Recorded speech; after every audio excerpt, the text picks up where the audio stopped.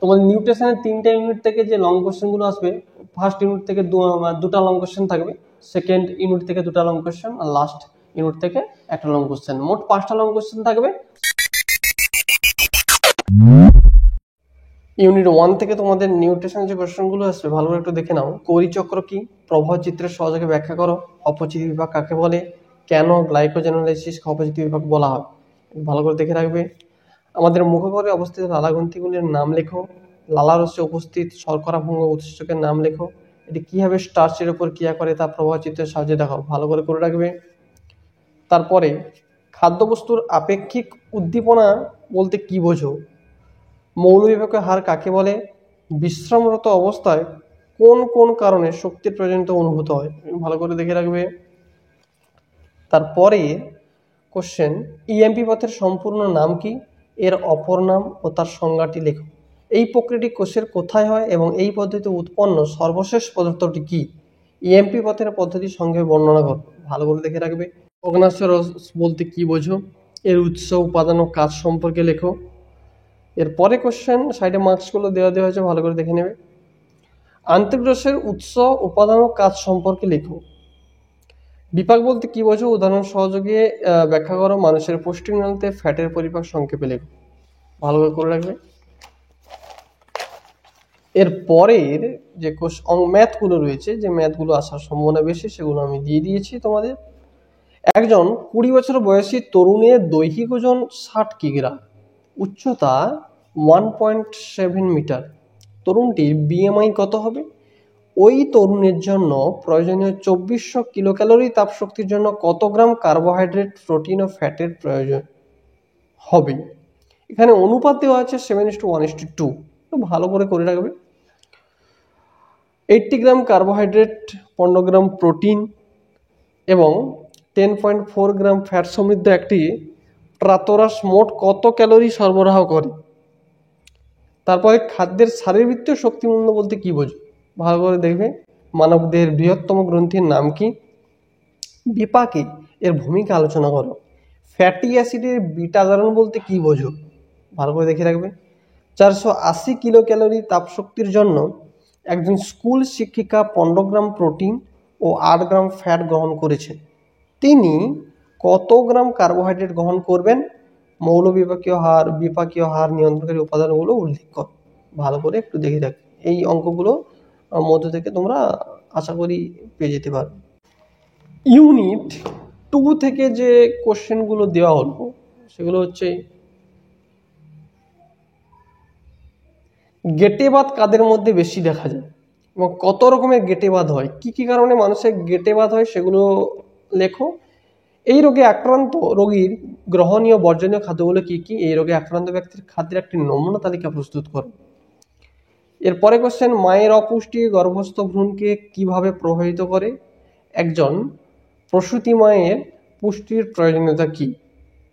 যক্ষা রোগের জন্য দায়ী জীবাণুটির নাম কি? এটি মানব শরীরে কোন কোন স্থানকে আক্রমণ করে? এই রোগের লক্ষণ, নিয়ন্ত্রণ এবং মোট ক্যালোরি ও প্রোটিনের পরিমাণ উল্লেখ কর। দৈনন্দিন খাদ্যের একটি নমুনা তালিকা প্রস্তুত কর, উল্লেখ করে দৈনন্দিন খাদ্যের একটি নমুনা তালিকা প্রস্তুত কর। গর্ভাবস্থায় লোহার চাহিদা বাড়ার 3টি কারণ। স্তন্যদাত্রী মায়ের অতিরিক্ত ক্যালোরির চাহিদা কিরূপ? গর্ভবতী মায়ের ক্যালোরি ও প্রোটিনের অভাব গর্ভস্থ ভ্রূণকে কিভাবে প্রভাবিত করে, ভালো করে দেখে রাখবে। কোলোস্ট্রামের পুষ্টিগত গুরুত্ব আলোচনা করো।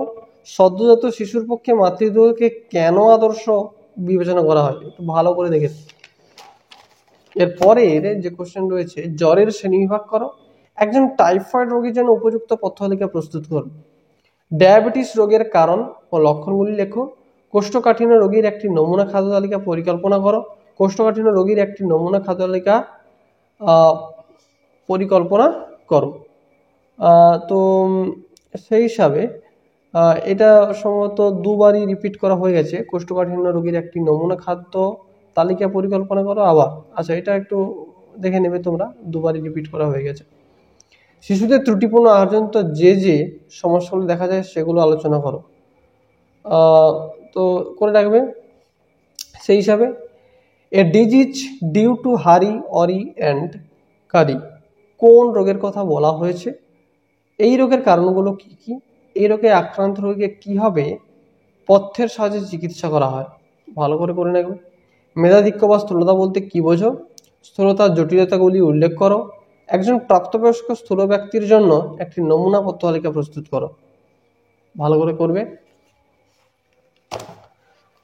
তারপরে ইউনিট 3 থেকে যে কোশ্চেনগুলো, খাদ্য সমীক্ষা কি, যে কোনো দুটি খাদ্য সমীক্ষা পদ্ধতির সুবিধা অসুবিধা আলোচনা করো, ভালো করে করবে। এডস ও হুইয়ের সম্পূর্ণ রূপগুলি লেখো, এদের সম্বন্ধে বর্ণনা করো, ভালো করে করবে। পুষ্টি শিক্ষার উদ্দেশ্য কি, ইউনিসেফ ও হু সম্পর্কে সংক্ষিপ্ত টিকা, ভালো করে করবে। ভেজাল খাদ্য কাকে বলে, পিএফএ আইন অনুযায়ী ভেজাল খাদ্যের 4টি বৈশিষ্ট্য লেখো। ভোজ্য তেল ও হলুদ গুঁড়োতে মেশানো বিভিন্ন ধরনের ভেজাল দ্রব্য ও তাদের কুফলগুলি আলোচনা কর। কোন রোগ প্রতিরোধের জন্য বিদ্যালয়ে আইএফএ ট্যাবলেট প্রদান করা হচ্ছে, ওই রোগের কমপক্ষে 2টি লক্ষণ লেখো। এই রোগ প্রতিরোধ সরকার যে কর্মসূচি গ্রহণ করছে তার সংক্ষেপে আলোচনা করো, ভালো করে। জাতীয় পুষ্টি প্রকল্প বলতে কি বোঝো, 2টি জাতীয় পুষ্টি প্রকল্পের নাম লেখো এবং বিস্তারিতভাবে আলোচনা করো। তারপরে আইসিএমআর ও সিএফটিআরআই এর সম্পূর্ণ নাম, এটা কি ধরনের সংস্থা, এদের সম্বন্ধে লেখো, ভালো করে করবে। খাদ্যদ্রব্য নষ্ট হওয়ার কারণগুলি লেখো। ফল সংরক্ষণের বাণিজ্যিক পদ্ধতিগুলি লেখো, একটু ভালো করে দেখে রাখবে। এনপি এর উদ্দেশ্যগুলো কি কি, নিন ও এসএনপি এর সম্পূর্ণ নাম লেখো, ভালো করে করবে। খাদ্য বিনিময় তালিকা কি, ভিটামিন এ এর অভাবজনিত চোখের রোগগুলো কি কি, ভিটামিন এ এর অভাবজনিত অন্ধত্ব প্রতিরোধে যে যে কর্মসূচি গ্রহণ করা হয়েছে তা আলোচনা করো। আইডিডি এর সম্পূর্ণ নাম। ইউনিসেফের সম্পূর্ণ নাম লেখো। শিশুদের স্বাস্থ্য বিকাশে গবি কিভাবে সহায়তা করে, রান্নাঘর সংলগ্ন বাগানের ভূমিকা উল্লেখ করো। রক্তাল্পতার বিভিন্ন কারণ উল্লেখ করো। রক্তাল্পতার লক্ষণ, রক্তাল্পতা দূরীকরণে আইএফএ ট্যাবলেটের ভূমিকা। এই কোশ্চেনগুলো ভালো করে করে রাখবে। তবে ইউনিট 1-এ এখানে তোমরা যে কোশ্চেনটা, এই যে অঙ্কগুলো, এই অঙ্কগুলো দেখে রাখবে, একটু ভালো করে পেয়ে যাবে আশা করি। মোটামুটি সময় কম রয়েছে, যেগুলো দিলাম ভালো করে করো। চ্যাপ্টারগুলো থেকে যেগুলো দেওয়া হয়েছে, ইম্পর্টেন্ট কোশ্চেনগুলো দেওয়া হয়েছে। আর হচ্ছে ভালো করে পড়াশোনা করো, এই কোশ্চেনগুলো থেকে কমন থাকবে 100%।